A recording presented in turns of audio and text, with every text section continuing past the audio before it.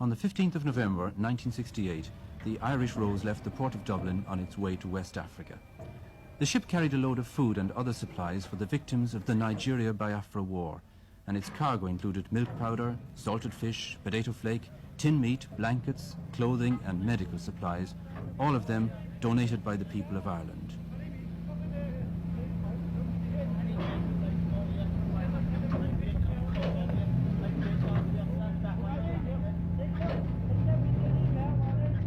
The Irish Rose was the third shipload of supplies sent out of Ireland in the last few months through the agency of the joint Biafra famine appeal.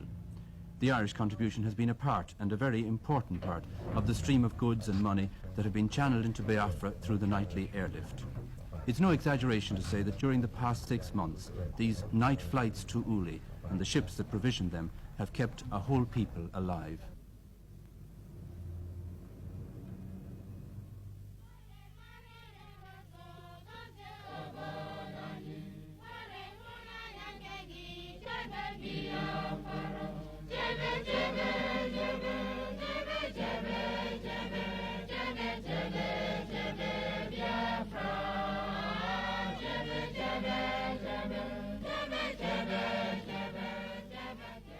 On the 30th of May 1967, the independence of the Republic of Biafra was declared. I won't say that a new country was added to the map, since few map makers thought it worth their while bothering with the country which seemed certainly doomed to early annihilation. But today, the Republic of Biafra still survives, despite the loss of 5/6 of their territory, the loss of all their big towns, despite 18 months of continuous warfare, despite the death of hundreds of thousands, perhaps millions of their fellow citizens. The people of Biafra are still independent. The roads are thronged with refugees. Hunger and poverty are everywhere.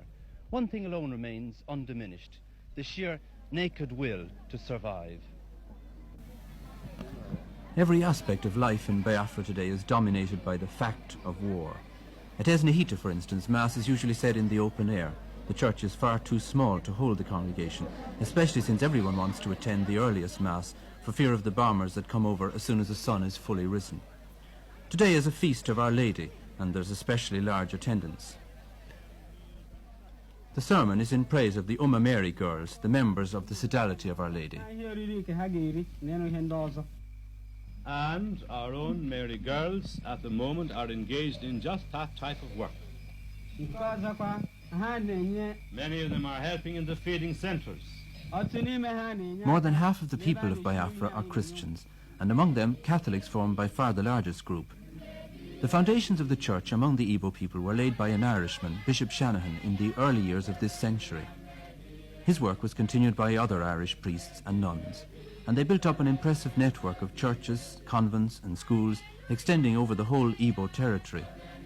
Nearly all of them belonged to Bishop Shanahan's own order, the Holy Ghost Fathers, or to the sisterhood he founded to work here, the Holy Rosary Nuns.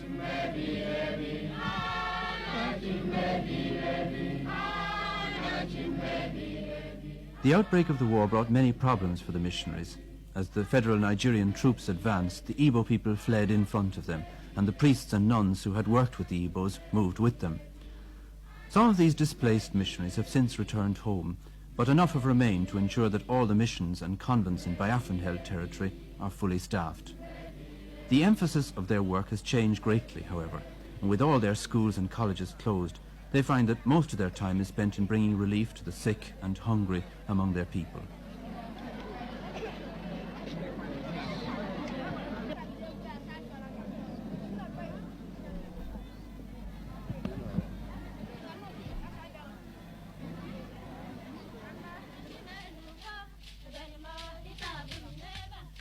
In the little village of Amimo, the Mary girls are celebrating the feast day in their own way. Since the fall of the town of Owerri, Amimo has become the centre of administration for what is left of the Owerri diocese. Bishop Joseph Whelan, the Bishop of Owerri, moved here after the capture of the city in September, and he was joined here a few days later by the nuns from the Holy Rosary Hospital at Emekuku. Well, I felt very happy that the nuns took the same decision that we did. They decided that it was their place to stay with the people. And even when they evacuated Emekuku Hospital, which was their first foundation in Owerri, and we called it the mother of all the churches, when they evacuated their big hospital, they came down here to Amimo, and 6 have actually remained on, 2 of whom are sister doctors. And they usefully put down their time now looking after the sick, visiting the bush, visiting the camps. What effect has the war had on your relationship with the people here? I understand at the beginning of the war that things were rather unpleasant for the missionaries. They were unpleasant because all white men were identified with Britain, and Britain was the enemy.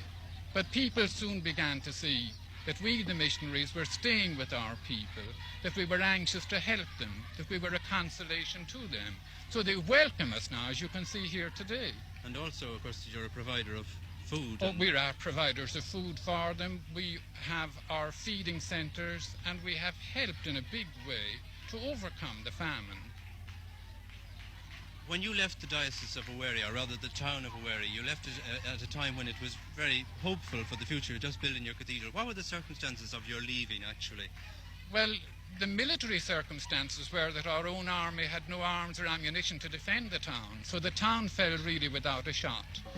And our people had evacuated on the Friday and the Saturday. Sunday morning after Mass for some of the military, I left myself. And that was one of the saddest experiences of my life, because for 20 years I have been bishop here and built up the diocese, built up a cathedral, a whole education centre, a whole centre of administration. Then in one day, it's all lost. One of the few things salvaged from the fall of Owerri was this machine for making altar breads. The machinery was imported from Italy just before the war began and has been in continual use ever since.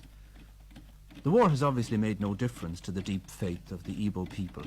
Working at full capacity, these girls can produce 250,000 communion hosts every month.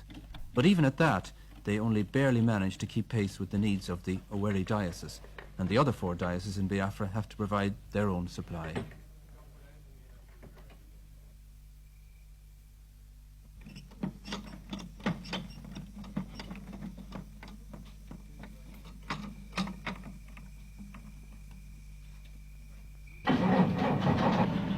The nuns from Emakuku Hospital are now living in a small house at Amimo that was once a teacher's residence.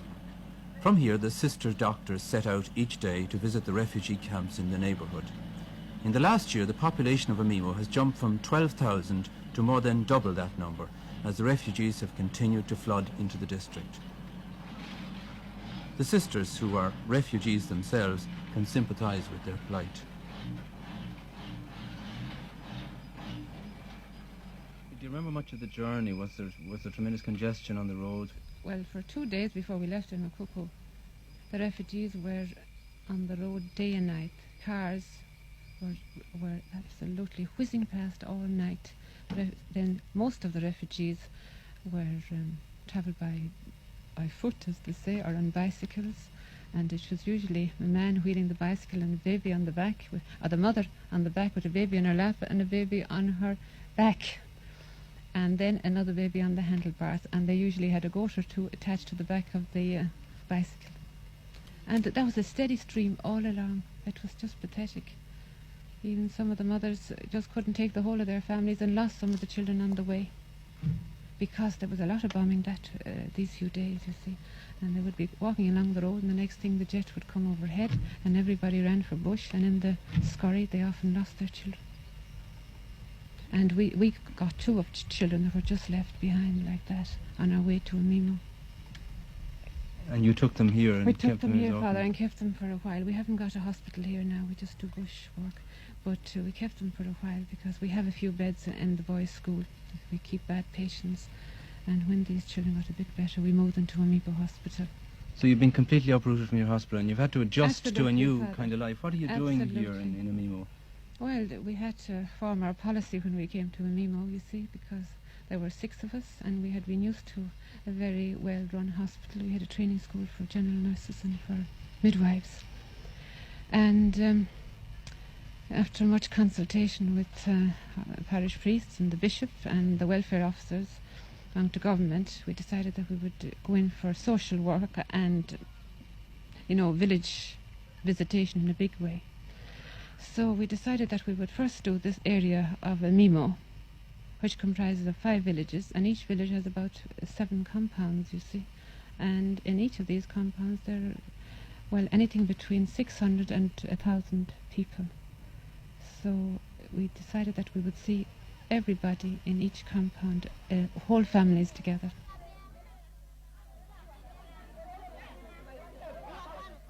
The refugee camp at Ugiri is only about 4 miles from Amimo, but this is the first time that they've had a visit from a doctor. Understandably, it's not too easy to keep them in an orderly line as they await their turn to be examined. These two have one. These two diarrhea. These two cough. This one has cough and diarrhea also. This one, the skin is